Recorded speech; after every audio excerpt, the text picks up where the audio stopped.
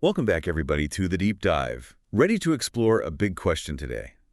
Can Africa move beyond aid and really chart its own course? It's a huge question. Yeah, and we've got reports, articles, even some first-hand accounts to help us sort through it all. Should be fascinating. Absolutely. When we talk about moving beyond aid, what we're really getting at is agency. Can Africa shift to a model where it's driving its own WN development, not just relying on handouts? And that's the question, right? Okay. Is that shift possible? I think to really grasp this, we need a real story. So let's talk about Mary Atieno. She's a micro-entrepreneur in Kibera, Kenya, and her story kind of puts this whole debate into focus. Her story is amazing. It's a perfect example of how targeted investment can create these ripple effects. So she gets a $5,000 impact investment to start her own organic fertilizer business, right? Okay, so not a ton of money to begin with. But now, she employs 30 women, supplies 500 farms, even exports to Uganda. Wow. A true success story. But it makes you wonder, how does that compare to the traditional aid model? We were reading about a village right next to hers where an NGO built a water system, but then the funding ran out. And guess what? The whole system fell apart. So it's almost like we're seeing these two different paths playing out side by side. And that's what makes this such a nuanced issue. It's not about saying all aid is bad because it's essential in emergencies. Think of things like CARE's drought relief work in Somalia. Right. In those crisis situations, it's absolutely vital. Absolutely. And then you have these incredibly successful microloan programs like BRA in Bangladesh. They've lifted millions of people out of poverty. So if aid does have its place, what's the issue then? Why this push for a shift towards investment? Because while aid can provide that temporary relief, it doesn't always address the root causes of poverty, right? Yeah. You end up with a cycle of dependency where governments and communities become reliant on outside support instead of building their own capacity. It's like giving someone a fish versus teaching them how to fish. Exactly. And the World Bank actually found that a shocking 70% of NGO projects fail once the funding ends. 70%. That is. It's a huge number. No wonder people are skeptical. Some of the research we were looking at even mentioned an Afrobarometer survey, and they found that 74% of Africans distrust NGOs. Yeah, a lot of that comes down to perceived mismanagement. It's a really complex issue. There are those concerns about corruption, lack of accountability within some NGOs. Combine that with a high failure rate of projects, and it's clear the traditional aid model isn't always the answer. Right. It might not be the most sustainable solution. Plus, there's that whole dependency trap we keep hearing about. It feels like this catch-22 where if governments become too reliant on NGOs to provide essential services, it stifles their own development. Exactly. And we saw a real-world example of this play out with the 2024 USAID funding freeze. When that aid was suddenly withdrawn, it led to healthcare crises, protests, all sorts of things in countries like Niger. Yeah, clinics were shutting down, people left without care. A very stark reminder of the risks of relying too heavily on external funding. It really exposed those vulnerabilities. So did this crisis force governments to kind of confront this issue of self-reliance? That's the question, isn't it? The sources we've been looking at present some different perspectives on this. Some argue that this sudden withdrawal of aid created chaos and suffering, setting progress back. That's understandable. Yeah, but others, like the governance expert Robert Kingori, have a different take. He argues that accountability follows when aid dries up. Meaning? He believes this crisis, while definitely painful, forced governments to become more accountable for their own development. It's definitely a controversial viewpoint, but it raises some interesting questions about the dynamics at play here. It does. It makes you think about the long-term consequences of relying on aid versus fostering investment. Exactly. Aid, though often necessary, sometimes creates these unintended consequences. Investment, on the other hand, focuses on building that self-reliance, allowing local communities to take control. It's about ownership, about sustainability, Exactly. which brings us to impact investing, which seems to offer a totally different path forward. Instead of handouts, it's about directing capital towards ventures that generate both social and financial returns, aligning those interests. And it's more than just theory. The impact investing market in Africa is exploding right now. According to the Global Impact Investing Network, it hit $7.4 billion in 2024. Wow. That's a 15% increase over the previous year, which is way faster than traditional investment growth. So it sounds like investors are starting to see the potential here, but how's this playing out in the real world? What are some concrete examples? Let's take Babangona in Nigeria. They're using AI-driven advisories to help farmers double their yields. That's incredible. Not only are they boosting food security, but they're also increasing farmer incomes. Such a smart use of technology. We also read about M-Pharma in Ghana. They're digitizing drug supply chains, cutting costs, making healthcare more accessible. And if affordable. Yeah, the impact on people's lives must be huge. And these are just two examples. There's incredible innovation happening across the continent. And what's exciting is these ventures aren't just doing good, they're proving to be financially viable too. So they're proving you can do well, A&D, do good. It's not an either situation. Exactly. Okay, so we've seen that impact investing has the potential to break this cycle of aid dependency and drive sustainable development. But what needs to happen for it to really become the norm? That's the big question. And to be honest, it's going to require a multi-pronged approach.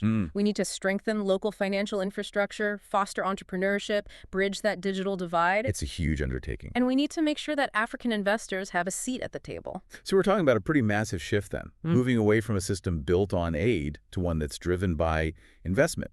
Seems like a huge GE undertaking. Where do we even begin? Well, it's definitely a collaborative effort. We need everybody involved. But I think a good place to start is with governments. They play a really crucial role in creating the right environment for impact investing to thrive. Okay, so what can governments actually do to make themselves attractive to impact investors? It's kind of like building a house. You need that solid foundation, right? Governments need to enact policies that incentivize impact investing. Give me an example. Look at Nigeria. They've got this Startup Act that makes it so much easier for young businesses to get off the ground. That attracts more impact investors because they see the potential there. Makes sense. Streamlining regulations, creating that supportive legal framework, that goes a long way. Absolutely. And it's not just about startups. We need policies specifically designed to attract impact capital to different sectors. Like what? Tax breaks. Exactly. Tax breaks for investors who put their money into ventures with a social or environmental mission. Kenya is a great example. They've done this with tax incentives for impact investors, and they're seeing some really promising results. So governments are laying that groundwork. But what about philanthropists? They've always been major players in development. What's their role in all of this? Oh, it's definitely evolving. They're moving away from just giving grants. It's about being more strategic, thinking about how their capital can create a ripple effect. So instead of just funding one specific project, They're thinking about how to unlock larger pools of private investment. I see, like a seal of approval, signaling to other investors that this is a market worth paying attention to. Right. A perfect example is the MasterCard Foundation's Africa Growth Fund.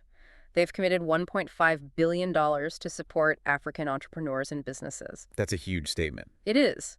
That kind of commitment from a big philanthropic organization shows other investors that there's a real opportunity here. So we've got government setting the stage, philanthropists providing that initial spark. But what about the people actually living in these communities? What role do they play?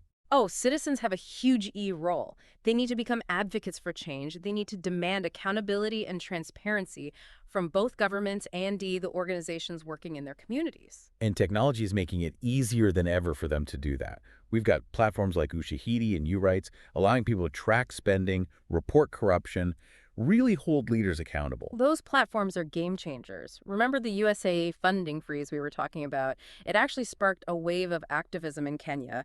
You had this #MyTaxMayRight campaign where young people were all over social media demanding more transparency in how their tax dollars were being spent. Wow, that's so inspiring.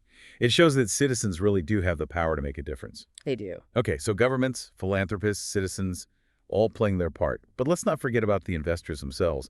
They're the ones ultimately deciding where the money goes. This is where things get really interesting. Imagine if investors, instead of just chasing those big financial returns, started putting some of their money into African social ventures. Okay, but investors are driven by profit, right? Yeah. How do we convince them to prioritize impact? That's the amazing thing about impact investing. It's not about sacrificing profit for impact. You can do both. These ventures are generating real financial returns while also tackling poverty, healthcare, education, all those critical issues. So how do we get that message out there? What's the elevator pitch for impact investing in Africa? Simple. Africa has some of the fastest growing economies and the youngest populations in the world. It's bursting with potential. By investing in African social ventures, you're not just doing good, You're tapping into a market that's ready to explode. It's about changing the narrative, isn't it? Moving away from seeing Africa as this place that needs saving. And seeing it as a place full of investment opportunities. Exactly. As that narrative shifts, we'll see more and more investors moving beyond those traditional markets and recognizing that potential for both financial and social returns in Africa. It's a win-win. Okay, so we've talked about governments, philanthropists, citizens, investors. Can we really say that Africa is on this path towards self-reliance? It's a tough question, and honestly, I don't think anyone has a definitive answer yet. It's a process, a journey, and it'll take sustained effort from everybody. And it's not just about throwing money at the problem either. Right. It's about more than that. We need to create an ecosystem where innovation and entrepreneurship can truly flourish. It's about empowering those local communities to come up with their own solution Exactly. Moving away from that top-down approach to development and embracing a model that's driven by local knowledge, local leadership. and making sure that the benefits of this growth are shared equitably. Absolutely. We have to be intentional about directing investments towards women-led ventures, towards rural communities, towards the people who've been left behind by those traditional development models. It's a big task, but after all this research, I'm feeling cautiously optimistic. There's so much energy, so much innovation happening across the continent. I agree. And remember Mary Atieno, that micro-entrepreneur we were talking about.